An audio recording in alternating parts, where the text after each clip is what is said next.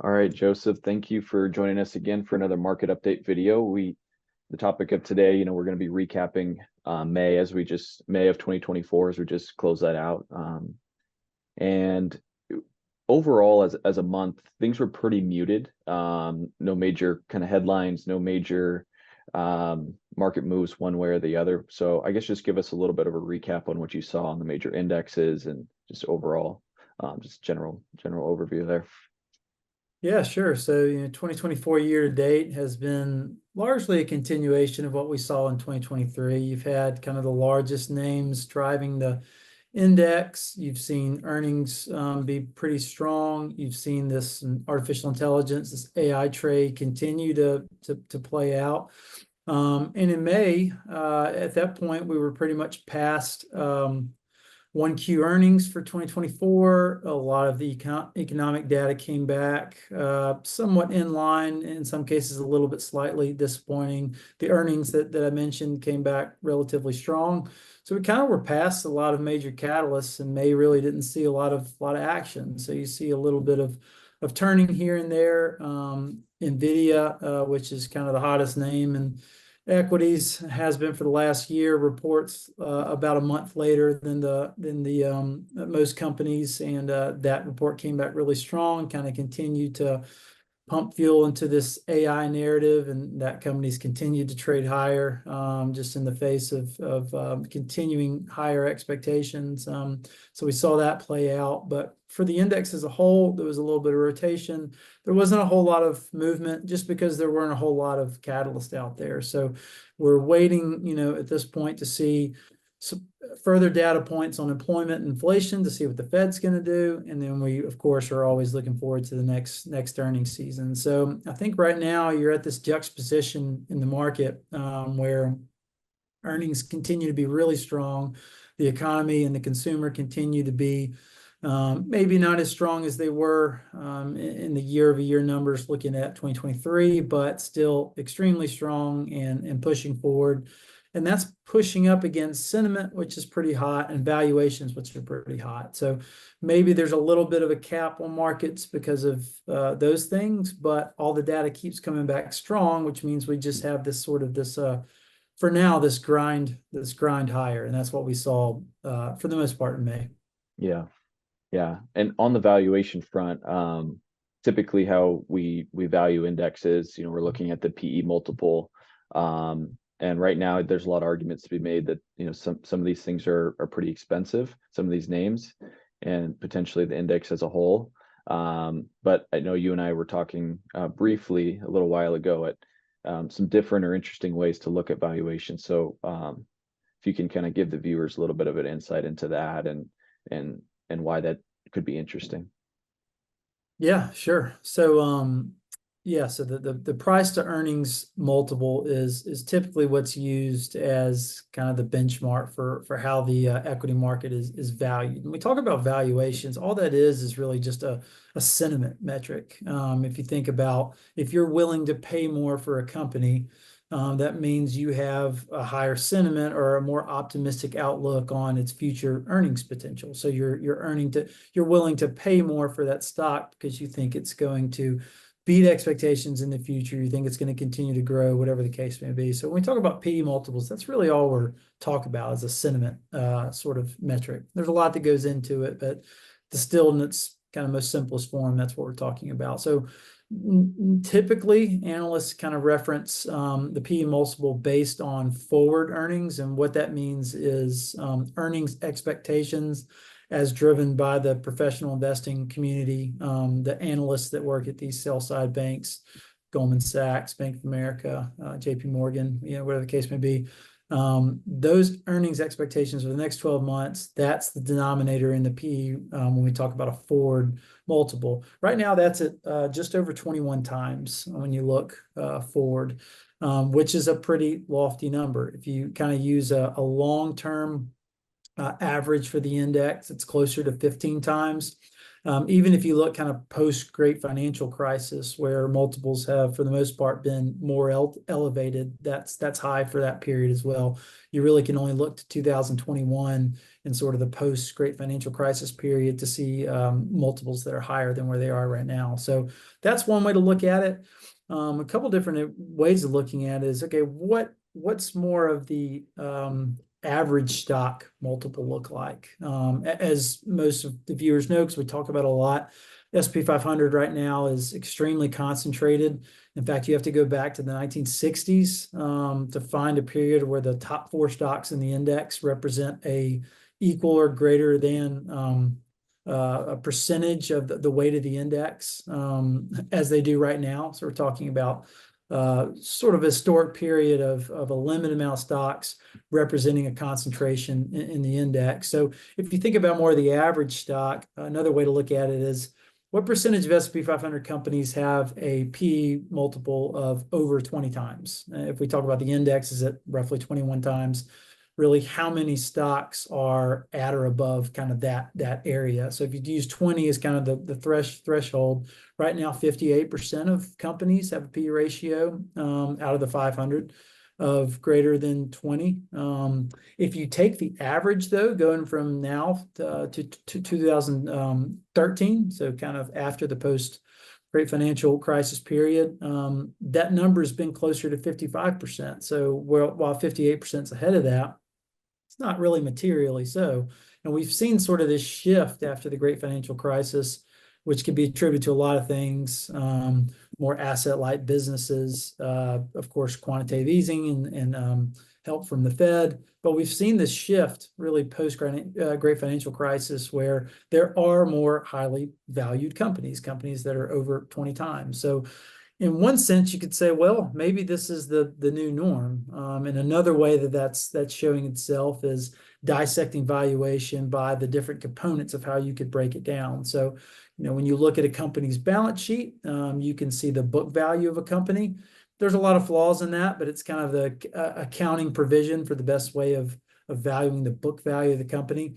We can think about then the future earnings potential of a company over a period of time where we could expect to have some hope of correctly forecasting earnings. So maybe the next 3 years. And then the requisite value of a company is really what some analysts call kind of the hopes and dreams. What are the growth prospects? What are the potential for the company to continue to innovate, enter new markets, whatever the case may be. So one way we can look at valuations as there's the somewhat known, so book value, near-term earnings expectations, and then there's the unknown, sort of the expectations, and what is the really the weight of future expectations in comprising the current valuation of equities. And right now, we're at a pretty high level of where that is, comparable where we were in 2021 and actually where we were in the kind of dot-com 2000 type of bubble range. So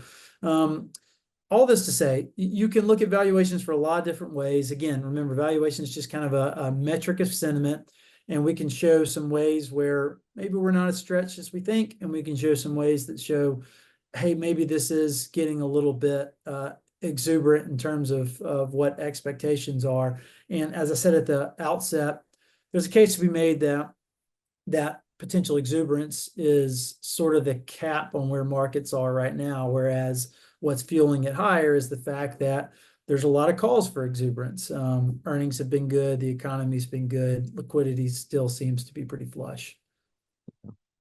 Yeah, thank you for explaining that. One key thing that we were talking about is kind of the cap weighted. I just wanted to make a quick note that semiconductors are now the top sub index by weight, right, in the overall U.S. market. So that's pretty interesting to see as NVIDIA has, in the face of pretty lofty expectations, essentially kept that moving in that direction. Pivoting back to rates here. I know that we've been talking about that for a while now, higher interest rates, where the Fed's going to go, and then ultimately, as you're looking at valuing companies, the cost of capital or where interest rates are is important in that equation. With that being said, there's a lot we're seeing that with cash on company balance sheets, overall net interest expense has actually gone down, correct? Yeah, what's interesting is that when the Fed raises rates, the whole reason they're doing that is to essentially tighten financial conditions, make it more expensive to borrow money and therefore kind of put a damper on expansion, put a damper on growth, put a damper on the impetus to again, use debt in order to fuel any sort of expansionary plans. That's kind of the whole point of raising interest rates, right? Well, Mm-hmm. so when you think about corporate activity, the fact that most all companies have borrowings in some regard, again, we go back to the idea that the index now, the cap weighted index is so concentrated in a few companies that are fairly asset light, don't have a lot of debt, and yet are just producing billions and billions in earnings. In some cases, paying back some of that as dividends, stock buybacks, and certainly CapEx, certainly capital expenditures into the business. But in most cases, they're sitting still on a lot of excess cash, well in excess of the debt that they own. In a lot of cases, the debt that they own, they termed out in periods such as 2019, 2021, when interest rates were much lower than they are now. So they have fixed borrowings at dirt cheap interest rates, and yet they have all this cash on their balance sheet that's getting money market or treasury bill type rates of 5 to 6%.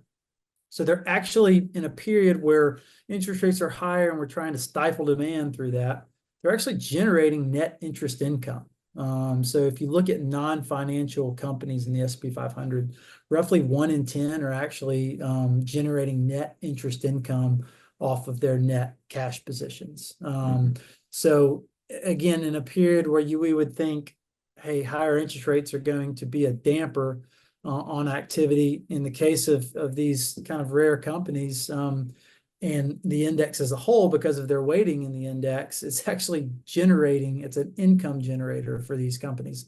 This is a big reason too why we've seen large caps materially outperform small caps over the last 12 or 18 months, because small caps are not in this position. They typically are more dependent on capital markets, and they typically have shorter term maturities on their debt. So they have more debt. They are having to roll maturities into this higher interest rate environment, and therefore they're having a hard time expanding, and their net interest payments are growing. So it's more of a damper on sort of your average company, and the big kind of just get bigger. Yeah.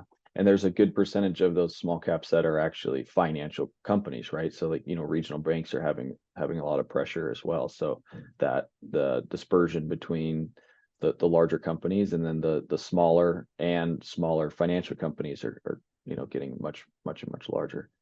Kind of as we round out here, I wanted to quickly talk about the kind of the global energy transition. I know that's been, it's been a lot of moves from some of the biggest companies in the world. It's been very political as well. But with the shift to AI, digital currencies, all of these big initiatives that are being pushed right now, I guess give us a little bit of an insight into where that energy trend is likely to go. Yeah, so we think about, we live in the last decade in this environment where kind of these green initiatives are really taking hold. A lot of efficiencies being gained in electrical generation and the use of that electricity, a lot of initiatives to cut carbon emissions and such. And yet the other side of that is that we also live in this environment where computing power, storage, kind of all the mechanisms needed to fuel this increasingly digitalized world are growing, and the energy use case for those is enormous. So just kind of some quick numbers on what we've seen over the last few years. So you go from 2015 to 2022, so 7-year period, internet users are up 78%. If you look at internet traffic, it's up at about 600%. Data center workloads are up over 300%. And with artificial intelligence and the cloud computing and kind of the storage capacity needed for those build outs, there's really no end in sight for that. And although it's relatively small, another component is also cryptocurrencies. And to the extent that they continue to grow as a use case, if that is what happens, the mining capabilities needed in order to facilitate those functions are massive. And that didn't really exist 15 years ago. You kind of have this juxtaposition between where we want to go with, I think, global emissions and what's required to build out these use cases, particularly for artificial intelligence. And I think one crosshair of that was an interesting example is Microsoft. So if you go back to 2020, Microsoft and their president, Brad Smith, created this goal to be a net negative carbon emissions company by 2030. So 10-year goal. Fast forward to now, they're actually emitting 30% more carbon, it's been estimated, than they were in 2020. So they're going the wrong direction. And they were kind of questioned on this recently, and their president basically came out and just blamed AI. I mean, the build out needed from an infrastructure standpoint, as well as the electricity usage, and pretty much says the means justify the end justifies the means, excuse me, meaning that the gains that we're making AI are worth kind of this build out. So you can argue either side of that definitely may well be true, but it's interesting to say that's you can see that this theme of AI and how pervasive it is at the company level, as well as at the investing, at the index level, is really taking the forefront to a lot of other goals or investments or kind of initiatives that aren't even that old. We're talking about 4 years ago, they made this goal, and now they're having to reassess whether or not that's even possible, because what they're doing in AI has become such a priority to their business. So in any event, it's something we're looking at as a long-term theme that, look, as much as we want to transition to this greener, less emitting economy, it's probably going to be a slow transition. It's probably going to require fossil fuels longer than people might want to admit, unless we're willing to make sacrifices that it doesn't appear that technology is going to allow us to make, at least in the near term. So in any event, no real tie into what we're seeing in the market for the present case, but just an interesting data point and something to think about.